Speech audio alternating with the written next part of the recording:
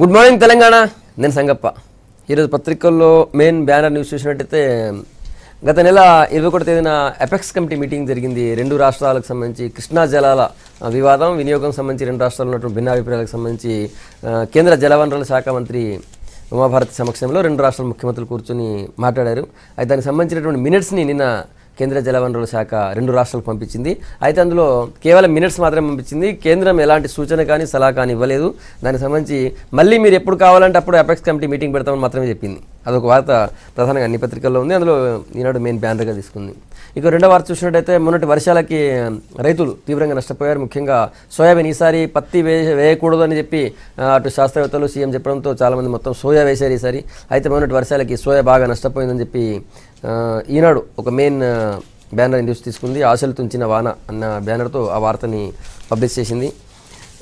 తర్వాత అమెరికా టూర్లో కేటీఆర్ బిజీ ఉన్నారు. అమెరికాలో అక్కడ ఉన్నటువంటి ఫార్మా ఇండస్ట్రియలిస్టులతో ఆయన భేటీ అయ్యారు.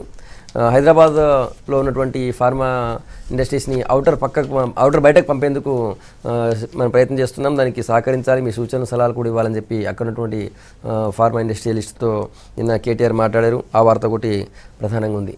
ఆ తర్వాత నిన్న కేంద్రం నిధులు ఇచ్చినా కూడా రాష్ట్ర ప్రభుత్వం రైతులకు నిధులు ఇవ్వట్లేదు అని చెప్పి బీజేపీ ఎమ్మెల్యేలు తర్వాత నాయకులు నిన్న సెక్రటరియట్లో మెరుపు ధర్నా చేశారు. అదొకటి ఉంది వార్త. తర్వాత సీఎం అన్ని అబద్ధాలు చెప్తున్నారు. మొన్న సిద్దిపేటలో అని చేసిన కామెంట్ పైన ఈ కాంగ్రెస్ వాళ్ళు ఫైర్ అయ్యారు. ఏమన్నట్టంటే 7 నుంచి 8 సీట్లు వస్తాయని చెప్పి మన సీఎం సిద్దిపేటలో అన్నారు కదా. దానికి సంబంధించి ఇప్పుడు ఎలక్షన్ పెట్టినా మేము కాంగ్రెసే గెలుస్తుంది, వచ్చే ఎన్నికల్లో కాంగ్రెస్సే అధికారంలోకి వస్తుందని చెప్పి కాంగ్రెస్ పార్టీ నాయకులు గాంధీభవన్లోను తర్వాత బయట మాట్లాడారు. ఆ వార్త ఒకటి ప్రధానంగా ఉంది. ఇవి ముఖ్యంగా ఉన్నటువంటి వార్తలు. తర్వాత జాతీయ అంతర్జాతీయ వార్తలు చూసినట్టయితే రేపటి నుంచి 2 రోజుల పాటు బ్రిక్స్ సమావేశాలు జరుగుతున్నాయి. అవి మన దేశంలో జరుగుతున్నాయి. ఆ వార్త కూడా ఇంకోటి మెయిన్గా ఉంది. ఇవి ముఖ్యంగా ఉన్నాయి. మనం ఇప్పుడు నిజంగా ఒకవేళ ఇప్పుడు ఎన్నికలు పెట్టినా లేకపోతే నెక్స్ట్ వచ్చేటువంటి జనరల్ ఎలక్షన్లో ప్రతిపక్షాలకి 7-8 సీట్లే వస్తాయా సీఎం చెప్పినటువంటి కామెంట్స్ మీద మాట్లాడదాం. మనతో చర్చలో బీజేపీ నుంచి అల్జాపూర్ శ్రీనివాస్ గారు, తర్వాత టీఆర్ఎస్ నుంచి డాక్టర్ రాకేష్ కుమార్ గారు, కాంగ్రెస్ నుంచి కత్తి వెంకటస్వామి గారు ఉన్నారు మనతో. వెంకటస్వామి గారు, మొత్తం ప్రభుత్వం అమలు చేస్తున్నటువంటి పథకాలు అవన్నీ ఈ కొత్త జిల్లాల వల్ల క్షేత్రస్థాయికి చేరుతాయి. దాంతో వచ్చేసారి ప్రతిపక్షాలకు 7-8 సీట్లు వస్తాయని చెప్పి నేను మొన్ననే అన్నారు సీఎం. సరే, నిన్న మీ వాళ్ళు స్పందించారు, మీ పార్టీ నాయకులందరూ. చెప్పండి, మీరేమంటారు? నిజంగా మీరు నిలబడతారా? మేము వచ్చేసారి మేమే గెలుస్తామంటున్నారు. ప్రభుత్వం ఏమో అన్ని పథకాలు రూట్ లెవెల్ అందుతున్నాయి, మేము గెలుస్తామంటే మీరు ఏ ధీమాతో అంటున్నారు? అంటే ఇప్పుడు సీఎం గారు మాకు సర్వే వచ్చింది, ఆ సర్వే ప్రకారం చెప్తున్నా అని ఒక మాట చెప్పినాడు. దాంట్లో ఎంఐఎం గురించి కూడా కొంత వివరణ ఇచ్చినాడు. అంటే సర్వే రిపోర్ట్స్ అట్లా ఉన్నప్పుడు గత 2 సంవత్సరాల నుంచి దాదాపుగా వివిధ పార్టీలకు సంబంధించిన ఎమ్మెల్యేలు వీళ్ళ దగ్గర గెలిచిన వాళ్ళు, మినిస్టర్ కూడా తలసాని గారు ఉన్నారు, మిగతా వాళ్ళందరినీ కూడా చేర్చుకున్నారు. ఈ విషయంలో ప్రతిపక్షాల నుంచి ఒక డిమాండ్ ఉన్నది. If that is the case, 2 options ఉన్నాయి వారి దగ్గర. ఇమ్మీడియట్గా ఒకవేళ అదే నిజమైతే ప్రతిపక్షాల యొక్క సవాల్ను కూడా స్వీకరించాలి. వారు స్వీకరించి కనీసం ఆ చేర్చుకునే ఎమ్మెల్యేలకు సంబంధించి రిజైన్ చేయించి మళ్ళీ పెట్టేస్తే అదొక మార్గం. లేదు, జనరల్ ఎలక్షన్స్ ఇంకా 7-8 సంవత్సరాలు కావాలి మనకు, 7-8 సంవత్సరాలకు సంబంధించి మన యోజన చేయండి, వచ్చేసారి కూడా మనమే ఉంటాము అనేటువంటి ధీమాను కూడా ఒక 1 వీక్ 10 డేస్ బ్యాక్ కూడా ఆయన వ్యక్తం చేశాడు. ఇప్పుడు ఇమ్మీడియట్గా అయితే మీకు ఉన్నది 3 సంవత్సరాలు, 2.5 సంవత్సరాలు. మీకు 7 సంవత్సరాలు కావాలా అనుకున్నప్పుడు ఇప్పుడు ఎలక్షన్ పెడితే ఇంకో 5 సంవత్సరాలు కలిసి వస్తుంది. మరి దానికి కూడా సిద్ధమైతే మేము కూడా సిద్ధమే, దాంట్లో ఎవరు వెనక్కిపోయేది లేదు. ఇప్పుడు రెండవ విషయం ఏంటంటే గ్రాస్ రూట్కు చేరుతాయి అనేది. గ్రాస్ రూట్కు చేరాలన్నప్పుడు ఒక జేసీ, ఒక కలెక్టర్ తోటి, ఒక డిఓ తోటి చేరాయి గ్రాస్ రూట్కు పథకాలు, సంక్షేమ పథకాలు అనేటువంటిది. ఆల్రెడీ ఎగ్జిస్టింగ్ జిల్లాలలోనే ఇన్ఫ్రాస్ట్రక్చర్ యొక్క డెఫిసిటీ మోర్ దెన్ ద 60% ఉంది. మీరు చేసినటువంటి జిల్లాలు 31 అయినాయి, ఇప్పుడు 10 నుంచి 31 అయినాయి. సో ఇన్ఫ్రాస్ట్రక్చర్ లేనప్పుడు గ్రాస్ రూట్కు చేరుతుంది అనేటువంటి విశ్వాసం మీకు ఎందుకున్నదో మాకు తెలియదు. అది చేరుతుందా చేరదు, కానీ మీకున్న విశ్వాసానికి ఎవరికైనా విశ్వాసం ఉండాలి, విశ్వాసం కొట్టాలి. మీకున్న విశ్వాసం మీకున్నది, మాకు కూడా అంతే విశ్వాసం ఉన్నది. ఇప్పటికిప్పుడు ఎలక్షన్ పోతే మేము పైచేయిగా ఉంటాయనే విశ్వాసం మాకు ఉంది. మేము గ్రౌండ్ లెవెల్ మేము కూడా చూస్తున్న పరిస్థితి. వచ్చే జనరల్ ఎలక్షన్ లో కూడా మీరు గెలుస్తారు. జనరల్ అన్ని ప్రతిపక్షాలు ఇప్పుడు పెడితే 8 సీట్లే మాకు వస్తున్నాయండి. If that is the case, అదే ప్రతిపక్షాలు కలిపి అన్ని ప్రతిపక్షాలు కాంగ్రెస్ అన్ని కలిపి అంటే మనిషి ఒకటి ఇస్తున్నాడు. 8 ప్రతిపక్షాలు మనిషి ఒకటి ఇస్తున్నాడు. ఆయన వారి అంచనా ఏందో వారికి తెలుసు, అది వారి అవుట్లుక్ ఏందని. If that is the confidence you have and let us go for the election. If not for the total assembly, at least the seats ఏవైతే మీకు ఫిరాయింపుదారులు ఉన్నారో ఆయన ఇప్పుడు రైట్. చర్చలో వరంగల్ స్టూడియో నుంచి టీడీపీ నాయకురాలు మాజీ ఎమ్మెల్యే సీతక్క కూడా ఉన్నారు. Seethakka, good morning. మళ్ళీ వస్తాం మీ దగ్గరికి. రైట్, శ్రీనివాస్ గారు మీరు ఎట్లా చూస్తారు ఈ ఇష్యూని? ఏ పార్టీ నాయకులు ఆ పార్టీ వాళ్ళకి అందరికి కూడా విశ్వాసం, ఆత్మవిశ్వాసం ఉంటుంది, ఉండాలి కూడా. రాజకీయాల్లో ఆ ఆశతోనే ఆ విశ్వాసంతో ముందుకు పోవాల్సిన అవసరం ఉంటుంది. కానీ అంతిమంగా తీర్పు ప్రజలు ఇచ్చేటప్పుడు దాన్ని డెఫినెట్గా శిరస వహించాలి. ఇది ఇప్పుడు ఇంత అడ్వాన్స్గా ముఖ్యమంత్రి గారు అంచనా వేయడం అంటే అది వాస్తవం కాదు. ప్రతిపక్షాన్ని సైకలాజికల్గా వారిని మొత్తం కుంగే విధంగా మాట్లాడడం తప్ప ఇంకేం లేదు. రెండో దిక్కు ఇంకొక దృష్టి కోణం ఉన్నది. ఎంఐఎం మీరు మాతో పాటే ఉన్నారు, కలిసి మనం పోటీ చేద్దాం, కలిసి ముందుకు సాగుదాం, మళ్ళీ అధికారాన్ని పంచుకుందాం అనే ఉద్దేశంతోనే ఈ యొక్క ఎంఐఎంను స్పృశించడం జరిగింది. 7-8 సీట్లు వాళ్ళే వస్తాయి, 8 మొత్తం ప్రతిపక్షాలకు వస్తాయని చెప్పేసి ఇది ఏ మాత్రంగా కూడా వాస్తవం కాదు. డెఫినెట్గా డైరెక్ట్గా ఒక కామన్ మ్యాన్ కుటుంబానికి ఇప్పటి వరకు ఈ 2.5 సంవత్సరాల కాలంలో ఆ యొక్క ప్రభుత్వం ద్వారా లాభం చేకూర్చింది ఒకటే ఆసరా పథకం. ఆ పెన్షన్ పేరు మీద పెన్షన్ల రూపంలో మాకు ఓట్లు బ్యాంక్ బ్యాలెన్స్ నిర్మాణం అయితే అనే ఒక భావన తప్ప ఇంకేం లేదు ఈ ప్రభుత్వానికి చెప్పుకోవడానికి. కేవలం ఓట్ల కోసం అనే విషయం కూడా ప్రజలకు అర్థమవుతా ఉన్నది. ఆయనకు ఓట్లు కావాలి కాబట్టి మాకు ఇస్తామన్నారు, కానీ తలసరి మా యొక్క పర్ క్యాపిటల్ ఇన్కమ్ ఏ విధంగా పెరిగింది, ప్రభుత్వం యొక్క పథకాల కారణంగా, ప్రభుత్వ యొక్క పరిపాలన కారణంగా మా యొక్క కుటుంబాల్లో ఆర్థిక పరిస్థితి ఏదైనా పెరిగిందనే విషయం తీక్షణంగా ఆలోచిస్తే ఆ కుటుంబం బిగ్ జీరోగా కనబడతా ఉన్నది. నైదర్ వ్యవసాయం, నా ఉపాధి, నా అడ్మినిస్ట్రేషన్, నా కార్మిక రంగం, ఏ రంగంలో కూడాను గ్రామీణ ప్రాంతాల యొక్క ఆ యొక్క డెవలప్మెంట్ లేదు. ఇది వాస్తవం, ప్రజలు గుర్తిస్తా ఉన్నారు. ఇప్పుడు మాట్లాడకపోవచ్చు, ప్రభుత్వానికి ఖిలాఫ్గా మాట్లాడితే, ప్రభుత్వానికి వ్యతిరేకంగా రోడ్ల మీదకి వస్తే మా యొక్క రేషన్ కార్డు కట్ అవుతాయి, లేకుంటే ఇల్లు వస్తాయని ఒక ఆశతోనే ఉన్నారు, గంపెడంత ఆశతో. ఆ ఇల్లు రాకపోవచ్చు, భూమి రాకపోవచ్చు, లేదా ఆరోగ్యశ్రీ కట్ కావచ్చు అని ఒక భయంతో ప్రజలంతా కూడా చాలా చాకచక్యం. మొన్న జిల్లాల బైఫర్కేషన్ లో చాలా మంది మండలాలు, గ్రామాల కోసం రోడ్ ఎక్కిరు. డెఫినెట్ గా అది మాట్లాడితే వారి యొక్క డిమాండ్ ఇది. వారు కామన్ ఏ ఒక్క పార్టీ పేరు మీద పార్టీ అందరు చాలా చోట్ల అన్ని పార్టీల నాయకులు కలిసి ప్రజలు కలిసి రోడ్డు మీదకి వచ్చినారు. కానీ ప్రత్యేకంగా ప్రభుత్వానికి వ్యతిరేకంగా ఖిలాఫ్ మాట్లాడానికి ముందుకు రావడం కొద్దిగా భయపడతా ఉన్నారు. డెఫినెట్ గా ఆ రోజు కూడా వస్తారు, బయటకు వస్తారు, ప్రజలంతా కూడా ప్రభుత్వానికి నిలదీసి వ్యతిరేకించే పరిస్థితి వస్తుంది తప్పనిసరిగా.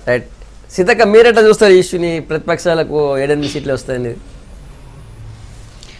అంటే 2014 ఎన్నికలలో అప్పుడే ఈ టీఆర్ఎస్ ప్రభుత్వం కొత్తగా అంటే ఒక ఇండిపెండెంట్ పార్టీగా ఎన్నికల్లోకి వచ్చింది కాబట్టి, సరే వాళ్ళు ముఖ్యమంత్రి అయితే కొత్త రాష్ట్రంలో ఇచ్చినటువంటి అనేక వాగ్దానాలు, డబుల్ బెడ్రూమ్లు, పిల్లలకు ఇంటింటికి ఉద్యోగాలు, మరి చెప్పినటువంటి ఏదైతే ఉన్నాయో అవన్నీ ప్రజలు నమ్మినా కూడా వాళ్ళకి ఎంత డిజిట్ వచ్చిందో మనందరూ తెలుసు. కానీ ఈరోజు వాళ్ళ యొక్క వాగ్దానాల యొక్క వాస్తవ పరిస్థితిని ప్రజలు అనుభవిస్తూ ఉన్నారు. కాబట్టి వీళ్ళ మీద గతంలో వ్యతిరేకత లేదు, ఎందుకంటే 2000 ఎన్నికల కంటే ముందు వీళ్ళు పరిపాలకులుగా లేరు కాబట్టి వ్యతిరేకత లేదు. కానీ ఈరోజు పరిపాలన అధికారంలోకి వస్తే మాకు ఇది వస్తుంది, అది వస్తుంది, భూములు వస్తాయి అని చెప్పి భ్రమించిన ప్రజలందరికీ భంగపాటు కలుగుతుంది. కాబట్టి 2019 ఎన్నికలలో ఖచ్చితంగా టీఆర్ఎస్కు భంగపాటు చూపెడతారు ప్రజలు.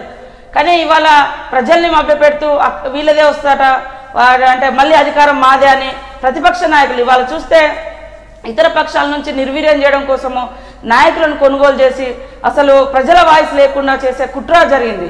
అదే కాకుండా ఇప్పుడు ఏంటంటే మాకు నాయకత్వం వహించే లీడర్ లేదు, పార్టీ లేదు, రేపు వాళ్ళే అధికారంలోకి వస్తారట అనేటువంటి భ్రమలు లేదా భయోత్పాతాన్ని ప్రజల్లో కల్పించి తద్వారా అధికారంలోకి రావాలనుకోవడం అది ఈ తెలంగాణ ప్రజలు ఎవ్వరు కూడా సహించరు. ప్రజలు తెలివి కల్లోలు.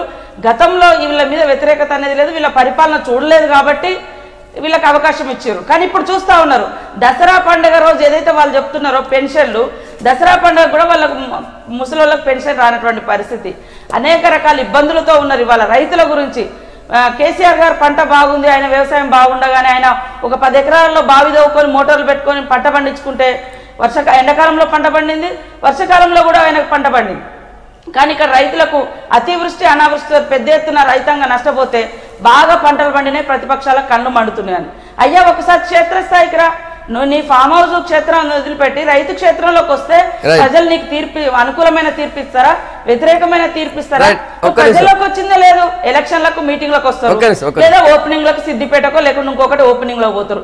ఎక్కడ ప్రజల్లోకి వచ్చిండ్రు చెప్పండి ఒకసారి. ప్రజల్లోకి వచ్చి ప్రజల యొక్క మనోభావాలు తెలుసుకున్నారా, ప్రజల యొక్క ఇబ్బందులు ఏం తెలుసుకున్నారా? మీరు ఆగండి ఒక నిమిషం రాకేష్ గారు. ఇప్పుడు 3 ప్రతిపక్ష పార్టీల యొక్క వాయిస్ విన్నారు కదా.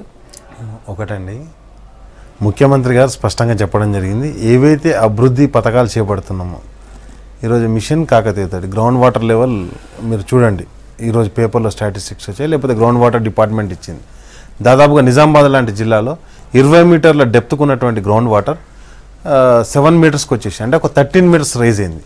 అట్లా ఎవ్రీ డిస్ట్రిక్ట్ తీసుకుంటే about 10 metres ground water rise అయిపోయింది. అంటే మిషన్ కాకతీయ తీసుకుంటే, మిషన్ కాకతీయ ఎందుకు చెప్తున్నానంటే ఈ రాష్ట్రంలో అంటే తెలంగాణ రాష్ట్రంలో 30 లక్షల బోర్వెల్స్ ఉన్నాయి, 7 లక్షల ఓపెన్ వెల్స్ ఉన్నాయి. అంటే మొత్తం కలిపి 37 లక్షల వెల్స్ ఉన్నాయి. ఆ వెల్స్ కింద ఇరిగేషన్ జరుగుతుంది. దాదాపుగా 200 అంటే ఒక 500 టీఎంసీ ఆఫ్ వాటర్ను గ్రౌండ్ వాటర్ని యూటిలైజ్ చేస్తారు రైతులు.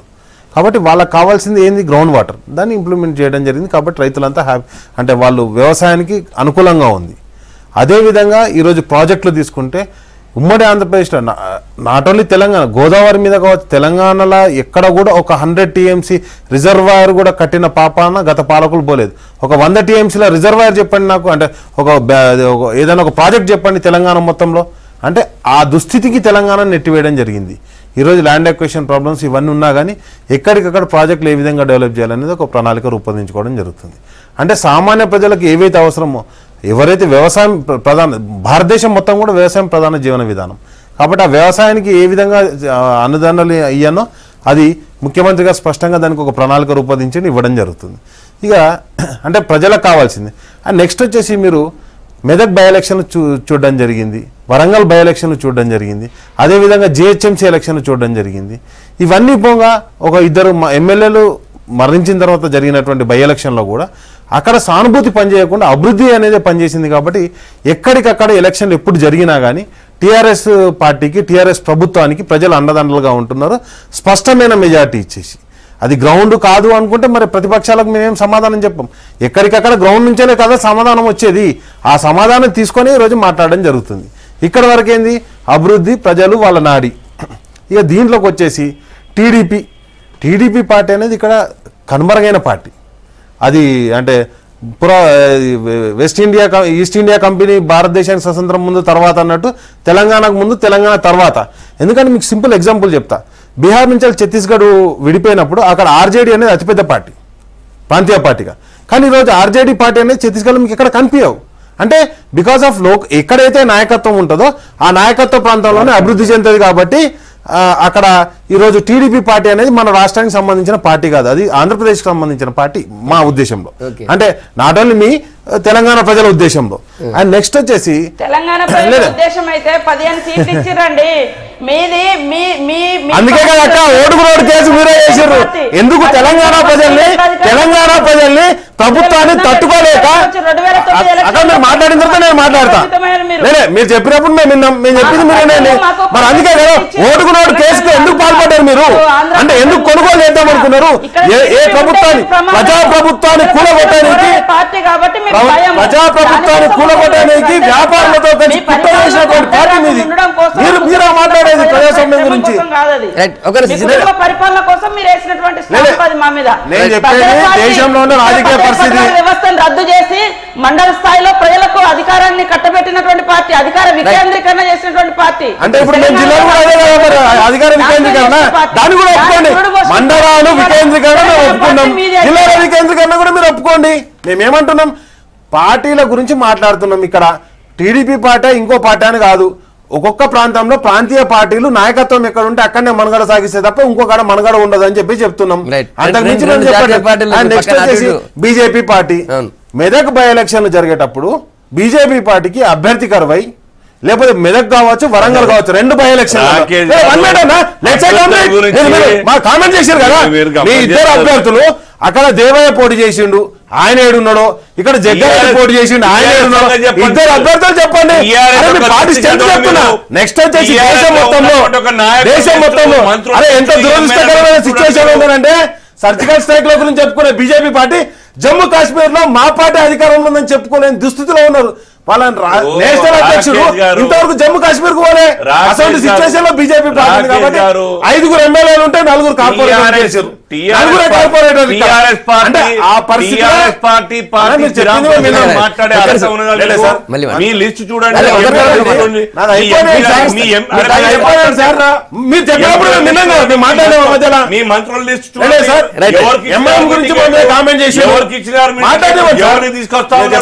అధికారులకు వచ్చిన తర్వాత కూడా ఎవరిని కూడా ఎంఐఎం పార్టీ గురించి మాట్లాడారు. మీ ముగ్గురికి సమాధానం చెప్పాలి కాక నేను ఉన్నటువంటి వాళ్ళు త్యాగాలు చేసినటువంటి వాళ్ళు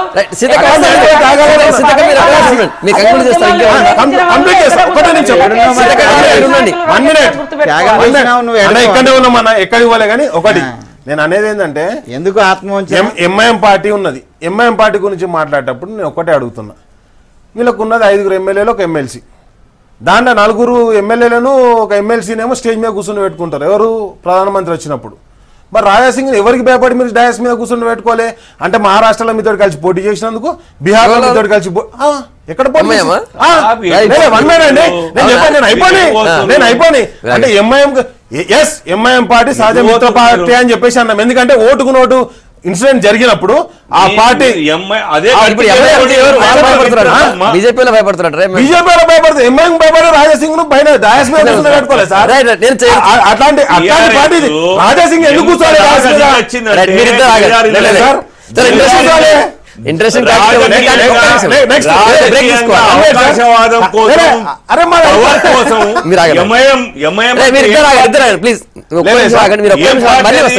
ఈ దేశానికి వ్యతిరేకంగా పనిచేసేటోడు Rajasingh party MIM party sir. ఆ పార్టీ మిత్ర పార్టీ అని చెప్తా. అది మిత్రపక్షం కాదు సార్.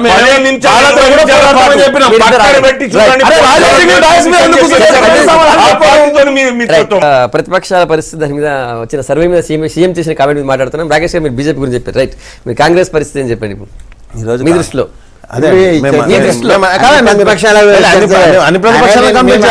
సరైన సమాధానం డైవర్షన్ పాలిటిక్స్ అన్న కేసీఆర్ ఎక్స్పర్ట్ అక్కడే ట్రైన్ అయ్యాడు కాబట్టి డైవర్షన్ మాట్లాడుతాడు. డైవర్షన్ అంటే నేనైనా శ్రీనన్న అయినా ఇప్పుడు అక్క అయినా మీకు if you are confident let us go for కదా మాట్లాడండి. అదే దానికి సమాధానం చెప్పకపోతే ప్రజలు తిరస్కరించిన కాంగ్రెస్ పార్టీ ప్రజలు తిరస్కరించినటువంటి కాంగ్రెస్ పార్టీ మీరు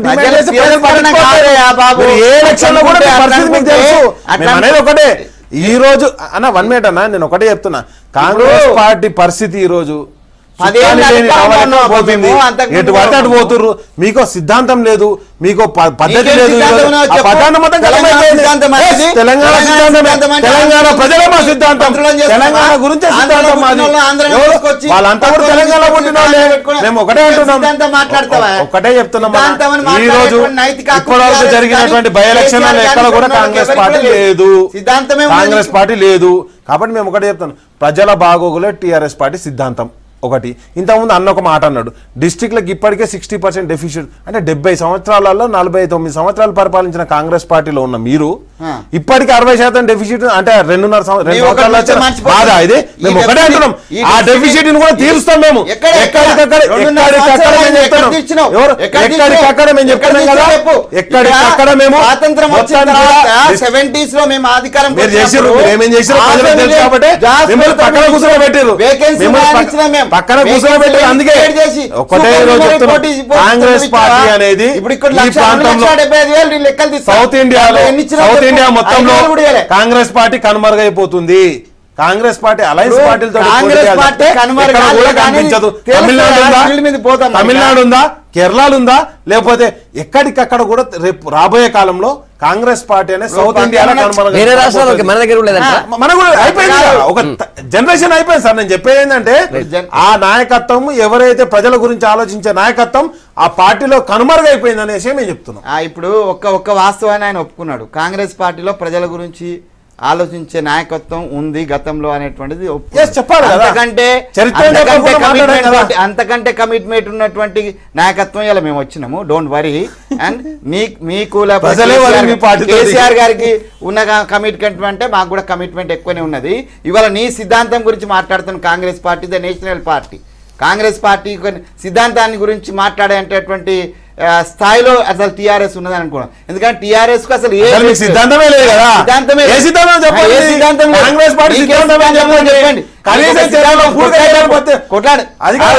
రాకేష్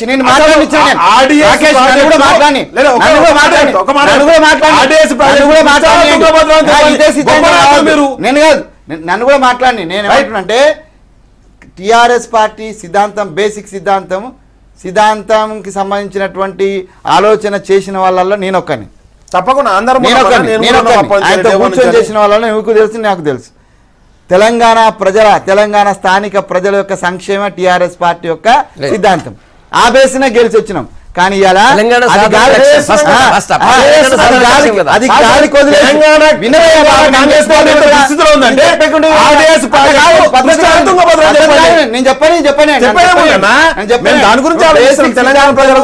సిద్ధాంతం గురించి మాట్లాడినా కదా. నేను నేషనల్ పార్టీ ఈ దేశ యొక్క సంక్షేమం కోసం స్వాతంత్రం కోసం కొట్లానం. ఇవాళ తెలంగాణ స్వాతంత్రం ఇచ్చింది కూడా కాంగ్రెస్ పార్టీ. అది గుర్తు. తెలంగాణ ప్రజలు పోరాడి సాధించుకున్నారు.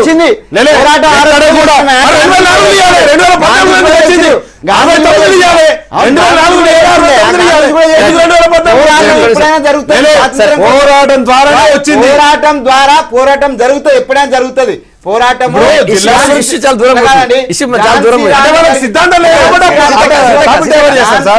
ఝాన్సీ రాణి గారు కొట్లాడిన రోజు కూడా స్వాతంత్రం రావచ్చు. నేతాజీ కొట్టిన రోజు తెలంగాణ ఇచ్చిన అంటే నేనేమనంటే సిద్ధాంతం గురించి మాట్లాడిన అయితే ఇప్పుడు బేసిక్ గా తెలంగాణ ప్రజల సంక్షేమం అనేటువంటి పార్టీ ఇలా తెలంగాణ బిడ్డలను గాలి కోదిలి తెలంగాణ ప్రజల సంక్షేమం కోసమే కొత్తగా ఏర్పాటేసిన జిల్లాల ద్వారా రూట్ లెవెల్ దాకా పాలనా ఫలాలు అందుతాయి. దానివల్ల భవిష్యత్తు ఉండదు, మనమే గెలుస్తాం అన్నారు ఆయన. ఆ ఇష్యూ మాట్లాడుతుంది. మీరు ఎక్కడెక్కడ పోయొచ్చు. అదే చెప్తున్నా కదా. బేసికల్ గా మీరు తెలంగాణ జిల్లాలు చేయంగానే మొత్తం కడుపు నిండింది అనుకుంటే పొరపాటు. అది దానికి సంబంధించిన పెడతారు. ఇప్పుడు అందరికి అందుతుంది అంటారు. నేను అదే అంటున్నా కదండి. 2 సంవత్సరాల నుంచి eagerly waiting for the jobs for the course of students ఉన్నారు. వాళ్ళందరూ ఇప్పుడు ఒక్క గ్రూప్ 2 కు 1000 పోస్టులు వేస్తే 8 లక్షల మంది అప్లై చేసి ఉన్నారు. అంటే అట్లాంటి లక్షల మంది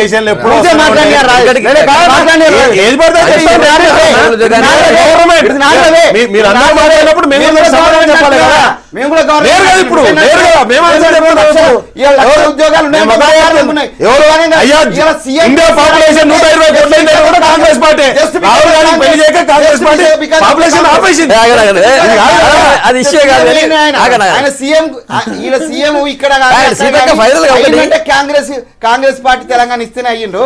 అంటే వాళ్ళు ఉద్యోగాలు 2.5 సంవత్సరాలు పట్టదండి. ఇప్పటి వరకు రిక్రూట్ చేసింది 5,000 ఉద్యోగాలు మాత్రమే. చక్రవర్తి గారు గంట కొట్టి చెప్పినారు 5,000 మాత్రం రిక్రూట్మెంట్ చేసినాం అని. 1,00,000 2 లక్షల ఉద్యోగాలు. అసలు ప్రాధాన్యత పక్కన పెట్టేసి డైవర్షన్ పాలిటిక్స్ లో వెళ్తున్నారు. ప్రాధాన్యత ఇవ్వమంటున్నాం మేము. రూట్ లెవెల్లో ఉండే వాళ్ళ గ్రామంలో ఉండే ప్రతి ఇంటి గడపకు కూడా పాలన చేరుతుంది. దానివల్లనే అభివృద్ధి రాజకీయంగా కూడా నెక్స్ట్ ప్రతిపక్షాలకు అవకాశం ఉండదు, మనమే ఉంటామనేది సీఎం చెప్పింది. దానికి మీరు డైరెక్ట్ గా పాయింట్కి రండి. అంటే మండలాల ద్వారానే వాస్తవానికి ప్రభుత్వం యొక్క పరిపాలన వికేంద్రీకరణ జరిగింది.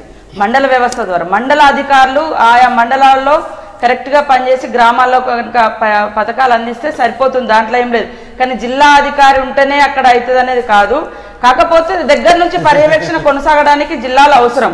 కానీ ఇవాళ తీసుకున్నటువంటి ఏదైతే జిల్లాల ప్రామాణిక చెప్పడం జరుగుతుందో ప్రజల సౌలభ్యం అని, అసలు అటవీ ప్రాంతాలకు ఇప్పటి వరకు ఈ ముఖ్యమంత్రి గారు పెట్టినటువంటి జిల్లాల ప్రజలు అంటే అటవీ ప్రాంత ప్రజలకు కూడా సౌలభ్యం ఏర్పడినటువంటి పరిస్థితి. రియల్ ఎస్టేటు లేదా ఇంకొక ప్రధానంగా కొన్ని చూసుకొని ఇచ్చారు తప్ప అసలు అటవీ ప్రాంతాల ప్రజలకు గత కొన్ని సంవత్సరాలుగా చరిత్ర అంటే స్వతంత్రం వచ్చినప్పటి నుంచి కూడా అభివృద్ధి ఫలాలు అందినటువంటి అనేక మారుమూల అడవి గ్రామాల ప్రజలకు ఏదైతే ఉందో ఇప్పటి తెలంగాణ ప్రభుత్వం కూడా వాటిని విస్మరించింది. కాబట్టి ఇంకొకటి మీరు గుర్తుపెట్టుకోండి, అసలు అంతకుముందు ఏదైతే ఒక్కొక్క తాలూకా కింద 2-3 నియోజకవర్గాలు అట్లా ఉన్నటువంటి పరిస్థితుల్లో మండలాలు ఏర్పరిచినటువంటి తెలుగుదేశం పార్టీ కూడా గతంలో ఓడిపోయినటువంటి సందర్భాలు కూడా ఉన్నాయి.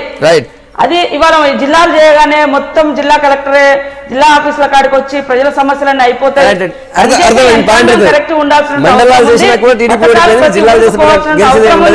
దాని మీద పర్యవేక్షణ చేయకుండా ఇంకా జిల్లాలు చేసేసినాం కాబట్టి అన్ని అయితే అనుకుని నేను ఫామ్ హౌస్ లో ఉంటా, సెక్రటేరియట్ అంతా బాగుంది, ప్రజలు సంతోషంగా ఉన్నారో లేదని ప్రజల్లోకి వస్తే తెలుస్తుంది.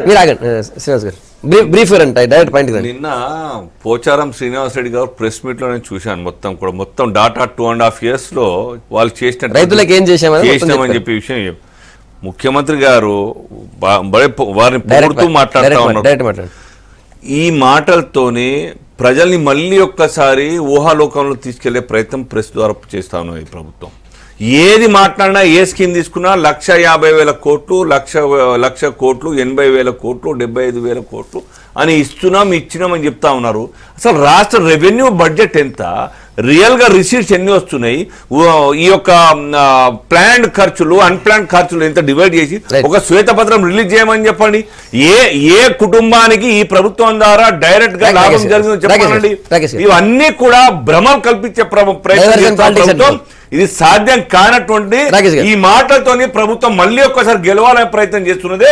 అది ఏ కోచనా సాధ్యం దగ్గరలో లేవు, మరి దగ్గరలో అంటే ఈ 2.5 సంవత్సరాలు మొత్తం ఎట్ట వారు చెప్పిన లెక్క ప్రకారం ఇంకా 20 సంవత్సరాలైనా ఆ బడ్జెట్ సరిపోదు. రైట్ రాకేష్ గారు, మా నాయకత్వం మీద సంపూర్ణ విశ్వాసం బీజేపీ పార్టీకి ఉన్నందుకు కృతజ్ఞతలు. అదే కదా